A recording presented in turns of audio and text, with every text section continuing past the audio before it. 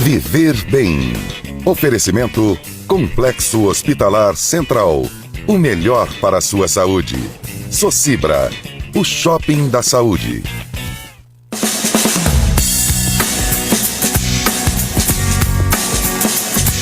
Já estamos de volta com o nosso Viver Bem para falar sobre alimentação no cuidado da hipertensão. Uma regra geral que eu tenho certeza que os dois profissionais aqui mantém para os seus pacientes é a redução do sal, que na verdade é a redução do sódio, né, Ana? É, justamente. O sódio, ele está em 40% do sal. Então, quando a gente reduz o sal propriamente dito, a gente reduz o sódio. Só que, além disso, a gente tem o sódio nos alimentos industrializados. Por quê? Porque o sódio, ele serve como conservante. Então, aquele alimento que tem um longo prazo de validade, né, dura mais de 6 meses, em geral, ele tem muito sódio para durar tanto tempo. Então, a gente tem que evitar ao máximo esses alimentos industrializados, principalmente os conservados à base de sódio. Agora, doutor Gemelli, por que o sódio, na verdade, é o vilão da vez quando se fala em hipertensão? É porque o sódio, né? O sódio, ele tem uma relação direta com o aumento da pressão arterial. Então, tanto que às vezes as pessoas ficam tontas, né, ou desmaiam, a primeira coisa que as pessoas fazem domesticamente é dar um pouquinho de sal, que daí a pessoa melhora, né? Porque a pressão sobe imediatamente. Então, o sal, quando ele é absorvido, ele puxa para dentro do vaso líquido, né?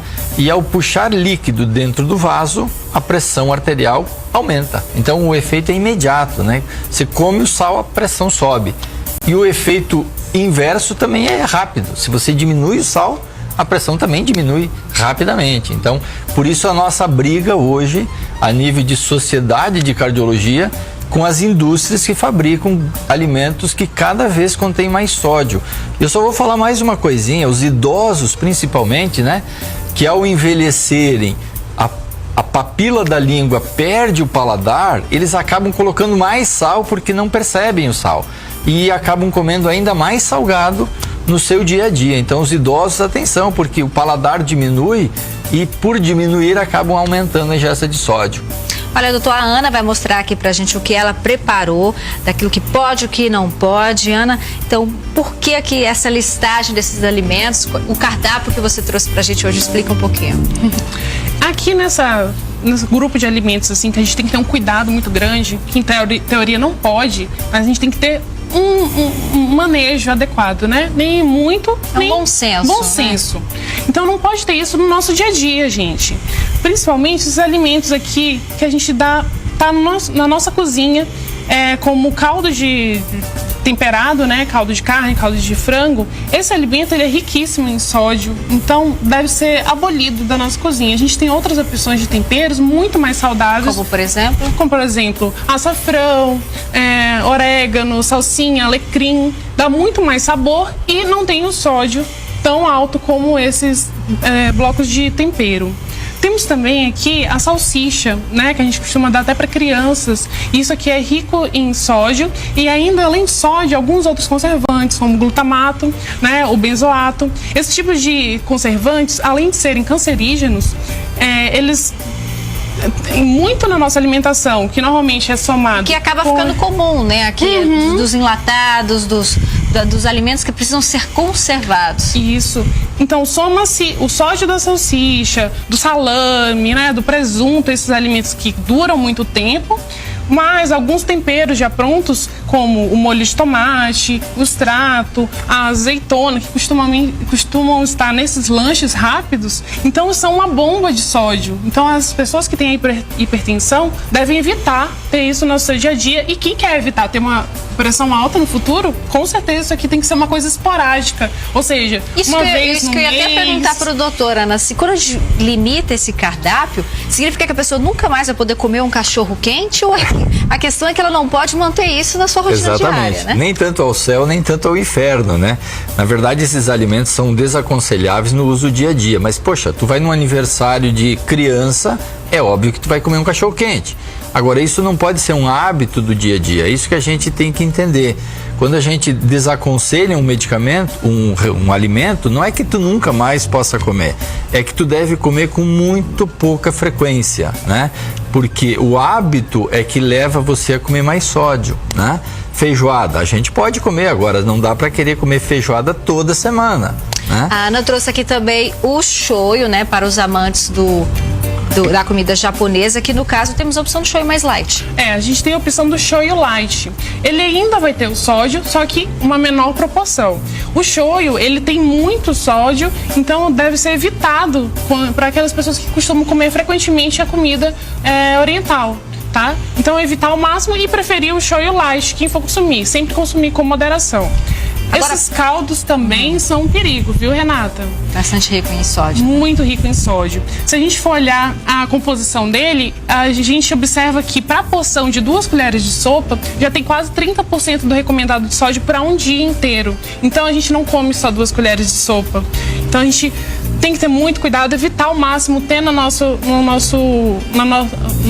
Agora, Ana, como eu gosto de comer, né, na verdade, quem não gosta de comer, vamos pular para os que pode, né? Para deixar o pessoal de casa liberado para se alimentar. O que trouxemos aqui?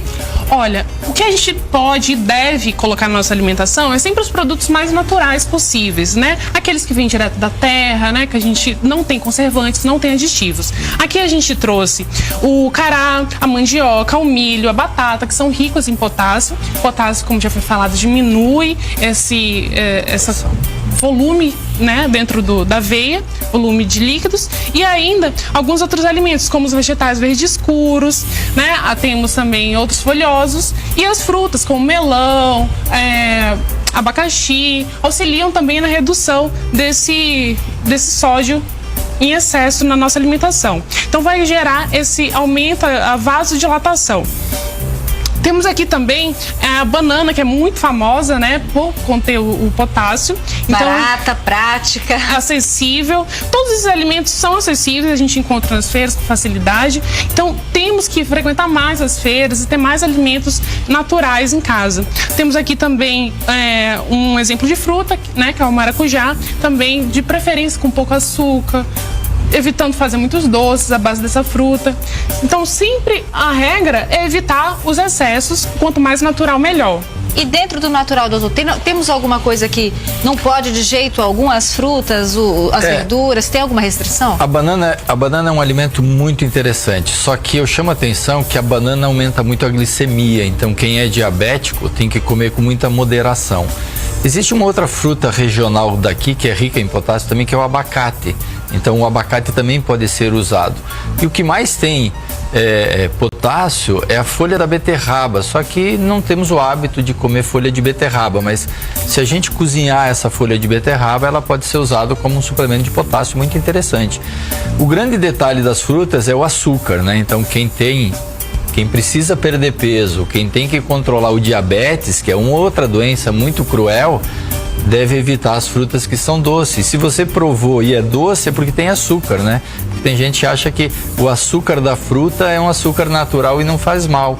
Pelo contrário, é açúcar e sobe a diabetes. Eu agradeço a sua participação, doutor Gemelli, pelas explicações aqui, e sinta-se à vontade a retornar para o Viver Bem. Não, obrigado, e foi um prazerzão estar aqui com vocês nesse sábado.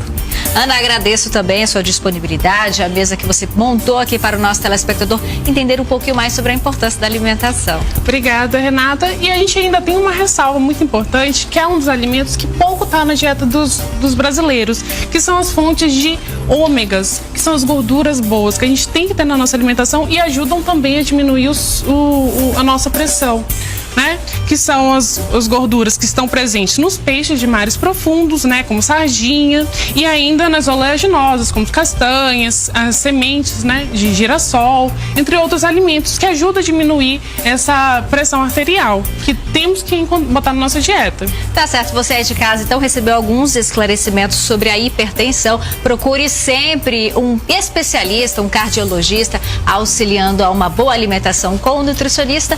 Esse foi o nosso Viver Bem. Eu agradeço a você que nos acompanha. Sábado retornamos às 11 da manhã aqui na SIC TV. Até lá, tchau.